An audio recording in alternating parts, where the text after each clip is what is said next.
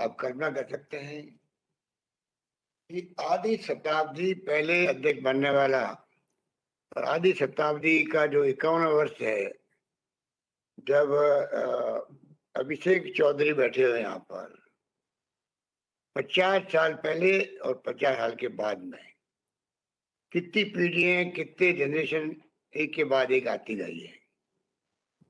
इसलिए मुझे गर्व है कि जो इंदिरा जी ने जो कल्पना की थी, किस प्रकार देश की छात्र शक्ति को जोड़ा जाए राजनीति के अंदर, देश के नवनिर्माण के अंदर, देश के भविष्य के लिए। और मैं समझता हूँ कि उस वक्त कोई नाम जानते नहीं थे एनएसयूआई की स्थापना के वक्त में, जब हम लोग बने थे। ये झंडा जो आपका एनएसयूआई का है, ये उस वक्त हमारे राष्ट्रीय अध्यक्ष थे मिस्टर कुमार मंगलम, PR कुमार मंगलम, उस जमाने का बना हुआ है। तब हम लोगों ने सबने सहयोग दिया था झंडे के डिजाइन करने के लिए, मोनोग्राम के लिए, कलर के लिए। जंतर मंतर दिल्ली में इसका ऑफिस था। तब से लंबा सफर तय करते करते 50 साल आज हो गए, और मुझे भी सौभाग्य मिला देश के अंदर पहला एनएसयूआई का मेंबर पार्लियामेंट बनने का। पहला केंद्रीय मंत्रिमंडल में इंदिरा जी के साथ उप मंत्री बनने का, और पहला प्रदेश कांग्रेस अध्यक्ष बनेगा राजस्थान के अंदर। जब मैं यूथ कांग्रेस की मेरी एज थी 34 साल की, तब मैं बन गया प्रदेश कांग्रेस अध्यक्ष बन गया। इस प्रकार से मुझे 3 बार केंद्रीय मंत्री, 3 बार प्रदेश कांग्रेस अध्यक्ष, और 3 बार AICC का महामंत्री, और तीसरी बार मुख्यमंत्री के रूप में आपके सामने बैठा हुआ हूँ।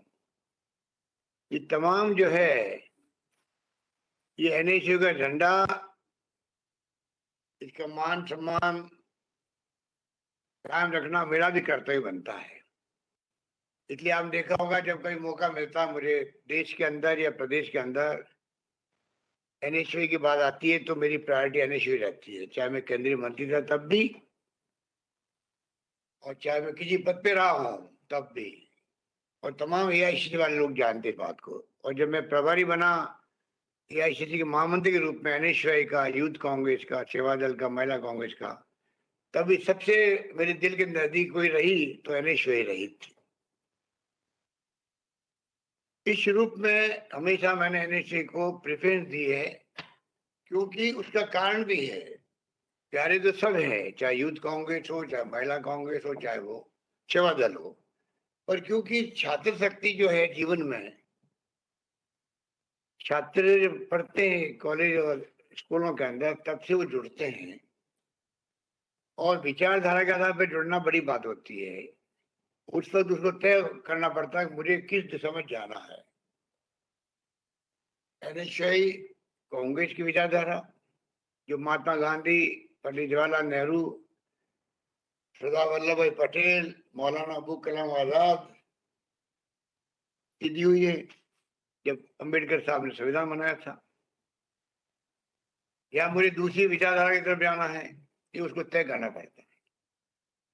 और इतिहास गवाह है कि कांग्रेस के जो विचारधारा है, कांग्रेस की विचारधारा और देश का संविधान एक ही भावना रखता है, लोकतंत्र, समाजवाद, धर्मनिरपेक्षता के आधार है।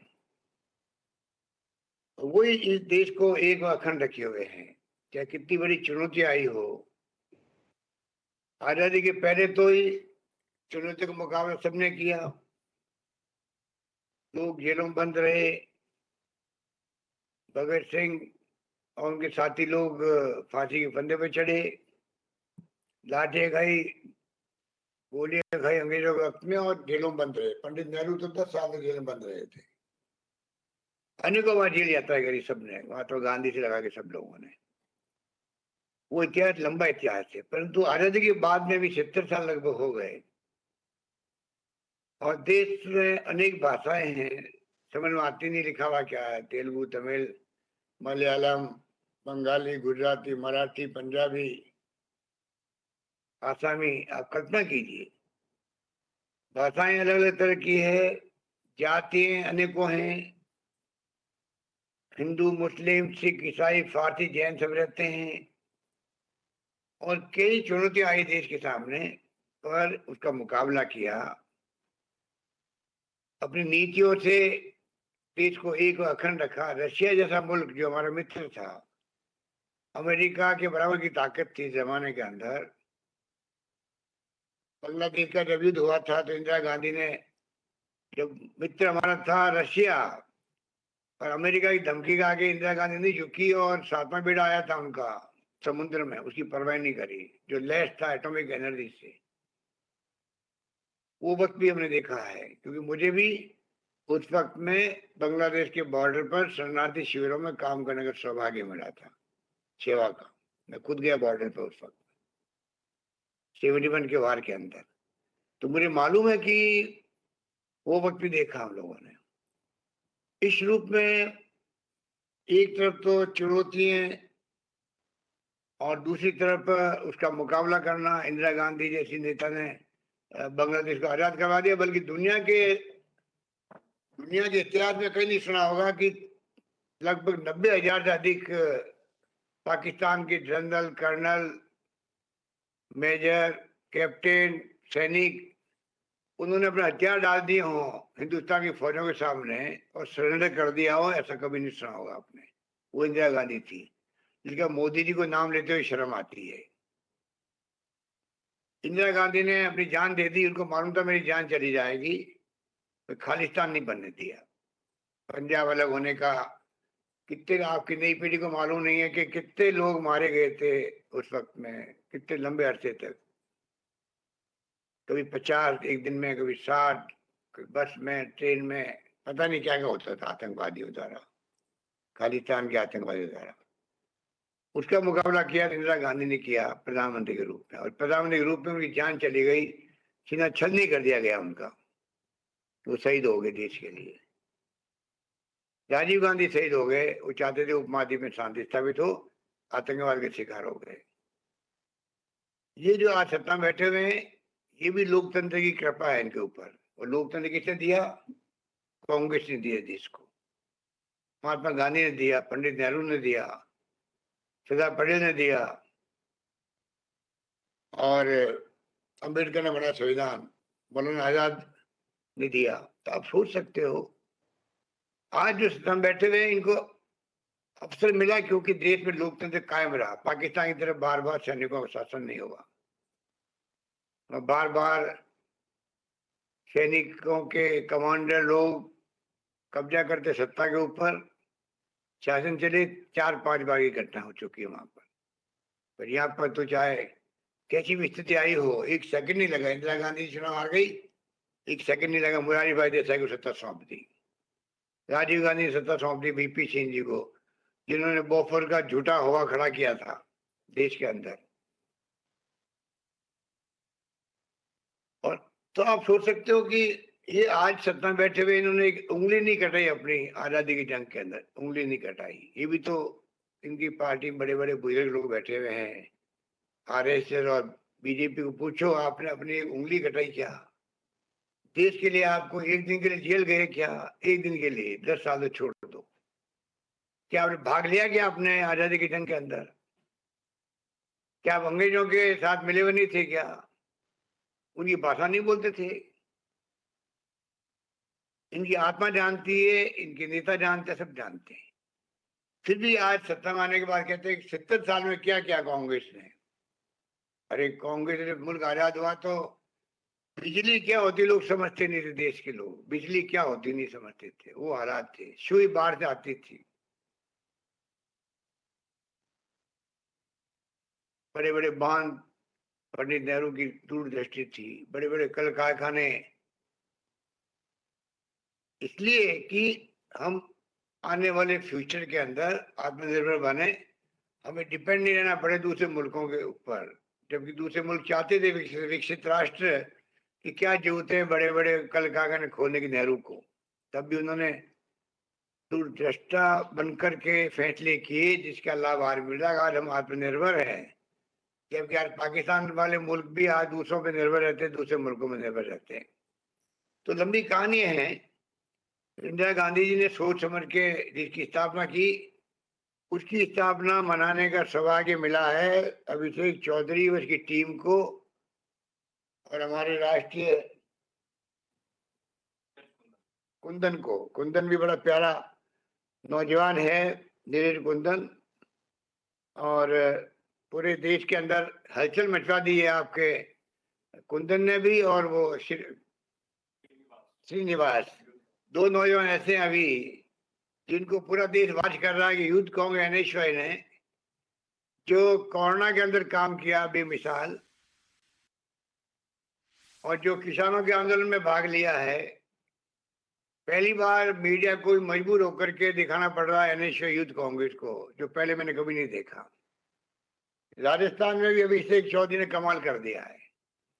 मुझे तो मिलना इनका नहीं हुआ है, परंतु जो मैं सुनता हूँ बड़े बड़े नेताओं से इसके बारे में कि ये बकायदा नए नए प्रयोग करता रहता है, नए नए फैसले करता है, और उसी रूप में ये आप सबको बिजी रखता है। और आगे बढ़ने की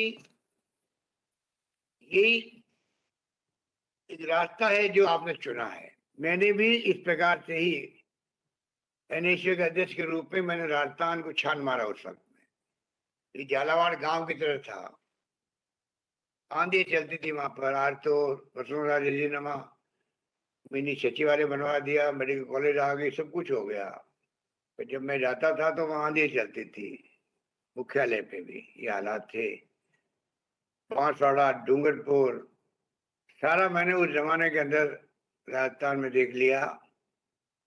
कोई जिला छोड़ा ही नहीं मैंने, चाहे मैं प्रदेश अध्यक्ष बना कांग्रेस तब भी, और जितना मैं दौड़ा हूँ उस जमाने के अंदर वो मेरा आज भी काम आता है।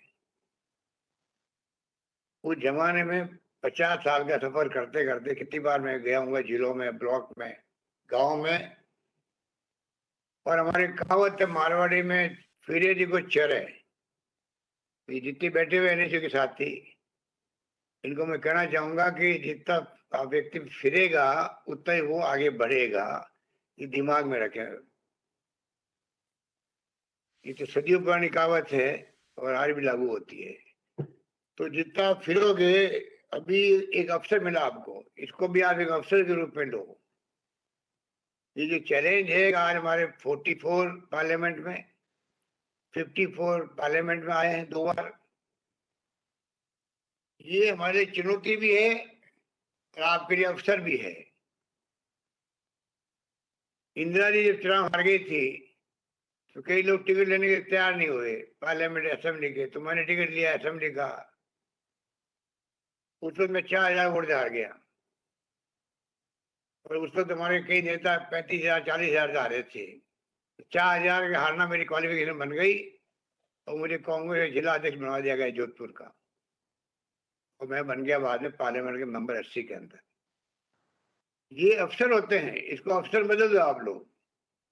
ये चमारी चौपन की बात छोड़ दो। राहुल गांधी जिस प्रकार से मुकाबला कर रहा है, आप कल्पना करो एक व्यक्ति अकेला देश के अंदर मोदी का मुकाबला कौन कर रहा है। तमाम बड़ी पार्टियां पता नहीं कहां चली गई है। बड़ी बड़ी नाम थे, बड़े बड़े काम थे उनके, सरकारें बनी हुई थी उनकी, सपा बसपा, सीपीएम सीपीआई। कांग्रेस के जब शासन थे, राज था, कांग्रेस का रुतबा था तो उनका भी रुतबा था, क्योंकि लोकतंत्र की परंपरा को निर्मल कांग्रेस करती थी, तो सबको मौका देती थी आलोचना करने का, बोलने का, काम करने का, संघर्ष करने का और आगे बढ़ने का। सरकार इसलिए बनती थी।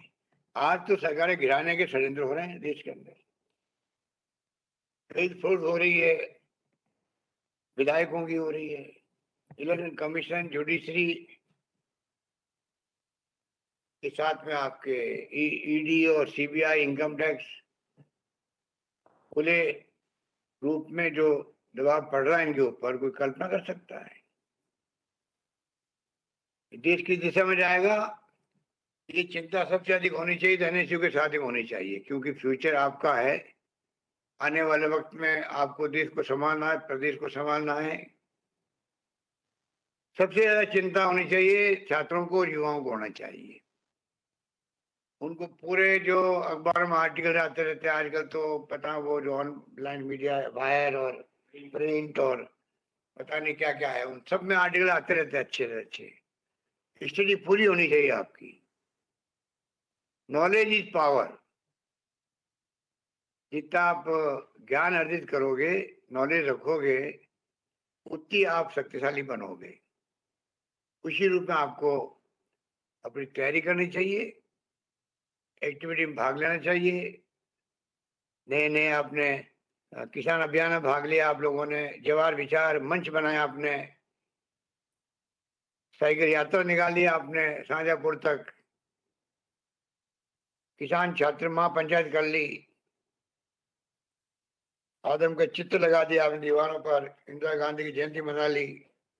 मैं देख रहा हूँ कि एक के बाद एक प्रतियोगिताएं आपने कर ली, प्रतियोगी परीक्षा केंद्रों के बाहर। इस प्रकार से आपने कोई कमी नहीं रखी, क्योंकि बीजेपी वाले झूठ बोलने में माहिर है। हमारी कमजोरी है कि सरकार कितने अच्छा काम भी कर ले, सरकार हमारी होती है तो हमारे जो student wing, youth wing, frontal वाले ये काम करते हैं, बताते लोगों को, पर और ज्यादा बताने की आवश्यकता है। क्योंकि मैंने देखा बीजेपी के शासन होते हैं, चाहे वो केंद्र का हो या राज्य में हो, काम तो करते हैं कम, ऐसा मार्केटिंग करते हैं कि पूरी पब्लिक में लगता है कि बस यही काम करने वाले लोग हैं। उल्टा हो रहा है यहाँ पर।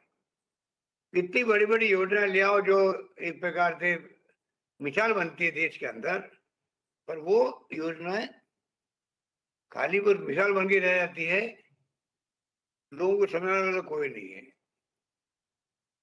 विज्ञापन देखिए आप इनसे, कोई बेशर्माई से विज्ञापन देते हैं लोग।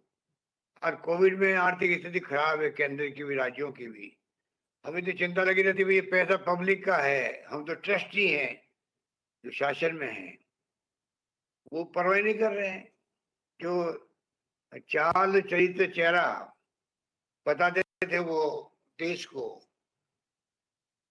बीजेपी वाले, जनसंघ वाले और आरएसएस वाले, हमारी चाल, हमारा चेहरा, हमारा चरित्र बिल्कुल अलग मिलेगा आपको, मिल गया आपको अलग। अच्छे दिन आ गए, काला धन भी आ गया, 2 करोड़ लोगों को रोजगार मिलने लगे प्रतिवर्ष। क्या क्या झांसे दिए इन लोगों ने, और 70 साल में क्या किया। तो ये तमाम बातें कहीं इतनी कम है। इतने मैं कहना चाहूंगा कि आप कृपा करके जो स्कीमें हमारी घोषणा बजट की है, उसको भी आप देखें। मेरी रिप्लाई है उसके अंदर, वो भी घोषणा होती है। अब चिरंजीवी योजना की बात चली, अभी प्रताप सिंह खाचरियावास और हरीश चौधरी कह रहे थे आपको, आप मुझे बताइए, एक योजना लाए हैं पूरे प्रदेश के लिए, 7 करोड़ से अधिक जनता प्रदेश में है, हर परिवार को 5 लाख का बीमा होगा फ्री के अंदर, पूरा प्रीमियम 3,500 करोड़ रुपए खर्च करेगी सरकार, खर्च करेगी। उनकी जो योजना है इनकी आयुष्मान भारत के नाम से केंद्र की, वो 300 करोड़ रुपए देगी मुश्किल से उसके अंदर, हमने उसको छोड़ दिया। खाली उसको उनके लोगों ले लिया जो इसमें कवर होंगे, 300 साढ़े 300 करोड़ मिलेंगे उसमें से, भाई 3,000 से अधिक करोड़ रुपया स्टेट गवर्नमेंट खर्च कर रही है। उसका नाम लिखा हमने चिरंजीव, मुख्यमंत्री चिरंजीव योजना। अब आप कल्पना कीजिए, अगर आप जहाँ एनएचए वाले साथ में करना चाहूंगा, अगर आप अपने वार्डों में, अपने क्षेत्रों में अगर इस एक काम को हाथ में ले ले, क्योंकि राजस्थान बहुत आगे निकल चुका है। राजस्थान में पहले पिछले टर्म में जब मैं दूसरी बार मुख्यमंत्री था, तब हमने फ्री मेडिसिन और फ्री दवाइयाँ शुरू की थी, फ्री दवाइयाँ और फ्री टेस्ट शुरू किए थे बुजुर्गों के लिए, सीटी स्कैन, एमआरआई सब फ्री। और अभी कोरोना के अंदर आप देखिए, सीटी स्कैन से लगा के 40,000 तक इंजेक्शन है उसके अंदर, कई सारे फ्री दे रहे हैं हम लोग। राजस्थान एकमात्र ऐसा राज्य है देश के अंदर जो पूरा इलाज फ्री कर रहा है। पड़ोसी राज्यों में लोग यहाँ आते हैं इलाज के लिए। एसएमएस का जो मान सम्मान बढ़ा है देश के अंदर, बेमिसाल बढ़ा है। राजस्थान में इंफ्रास्ट्रक्चर ने मजबूत कर दिया कोरोना का, कैसे ही कोरोना होगा। आप भी जरा इस पे वॉलंटियर बन करके लोगों को समझाएं मास्क लगाना जरूरी है। मुझे खुशी हुई कि आज आप बैठे हुए हो, अधिकांश लोग मास्क लगा के बैठे हुए हो। उसके लिए भी अ, अभिषेक चौधरी को मैं बधाई दूंगा, क्योंकि यही बचाव आपका। और इतना भयंकर फैल रहा है, आप इससे कल्पना कर लीजिए कि पूरे साल पर 2020 के अंदर पूरे साल में जो पीक समय आया था, सबसे अधिक मरीज थे, उससे ज्यादा मरीज जो है अभी आ गए अप्रैल के अंदर। आप समझ रहे हो मेरी बात को। कल प्रधानमंत्री के साथ में विजिट थी, पूरे देश में हालात यही बन गए हैं। हम तो कंट्रोल किए हुए, फिर भी महाराष्ट्र तो आज 40-50 हजार के ऐलान लग गए पर डे। स्थिति बहुत ही नाजुक हो गई वहां पर। वहां गांव तक पहुंच गया कोरोना। छत्तीसगढ़ के सीएम कल बोल रहे थे उस बीसी के अंदर पीएम के साथ में कि जो हमारे इलाके लगते हैं महाराष्ट्र से, वहां सब गांव में पहुंच गया है। राजस्थान बचा हुआ है गांव में, पर आज जो गुजरात से लोग आ रहे हैं गांव के अंदर, डूंगरपुर में, उदयपुर के अंदर, हमारे यहाँ पहुंच गया बांसवाड़ा में, जालोर के अंदर। तो मैं आपको निवेदन करना चाहूंगा, ये सब काम है, पर ये चेंज योजना जो लाए हैं, अगर आप लोग ऐसे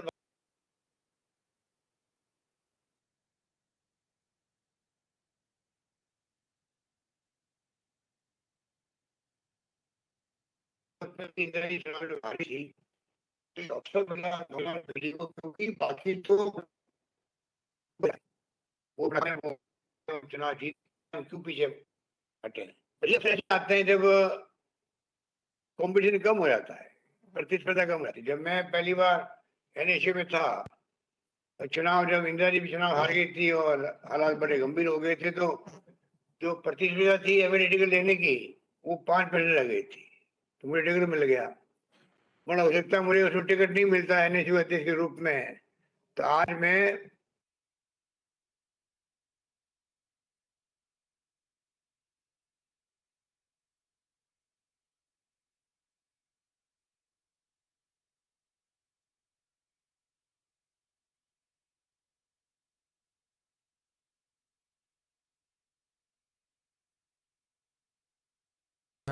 और जो भी एनएसयूआई के जुड़े कार्यकर्ता हैं उनको संबोधित कर रहे हैं। सीधे तौर पर यहां पर भारतीय जनता पार्टी पर निशाना साधते हुए सीएम अशोक गहलोत, आपको बता दें कि सीधे तौर पर उन्होंने सवाल किया कि क्या अच्छे दिन आ गए हैं। इसी के साथ साथ उन्होंने कहा कि बीजेपी लोगों को झांसा देती है। साथ ही हमने चिरंजीवी स्वास्थ्य बीमा योजना शुरू की, तमाम योजनाओं को लेकर भी यहाँ पर सीएम ने बात कही है।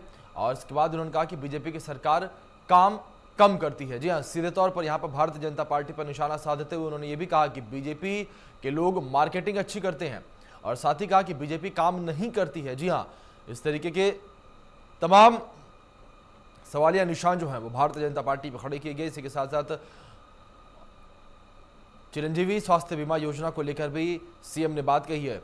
और आपको बता दें कि आज एनएसयूआई का 51वां स्थापना दिवस है, जिसको लेकर ये कार्यक्रम का आयोजन किया गया। जयपुर में इस कार्यक्रम का एक भव्य कार्यक्रम का यहाँ पर आयोजन किया गया और इस कार्यक्रम में खुद सीएम अशोक गहलोत ने भी शिरकत ली है। इसी के साथ साथ आपको बता दें कि तमाम बड़े नेता जो हैं वो भी इस कार्यक्रम में जुड़े हैं। तो आपको बता दें कि उन्होंने ये भी कहा कि कांग्रेस सबको साथ लेकर चलती है, देश में सरकारें गिराने का षड्यंत्र हो रही हैं, ये बात भी उन्होंने कही है। इसी के साथ उन्होंने कहा कि सीबीआई, ईडी और आईटी पर दबाव डाला जा रहा है। इसी के साथ साथ एनएसयूआई को सबसे ज्यादा देश की चिंता होनी चाहिए, ये बात भी उन्होंने कही है। साथ ही साथ जिस तरीके से बता रहे थे कि बीजेपी पर सीधे तौर पर हमलावर यहाँ पर दिखे हैं सीएम गहलोत। कहेंगे कि कोई हमारे घर घर आके हमें समझा रहा है और फॉर्म भरवा रहा है, या जो ई मित्र में राष्ट्रीयवादी सेवा केंद्र में चालू हो गया, कैंप लग गए हैं। तमाम काम आप खुद कराओगे, एक साथ खड़े रहकर समझाओ।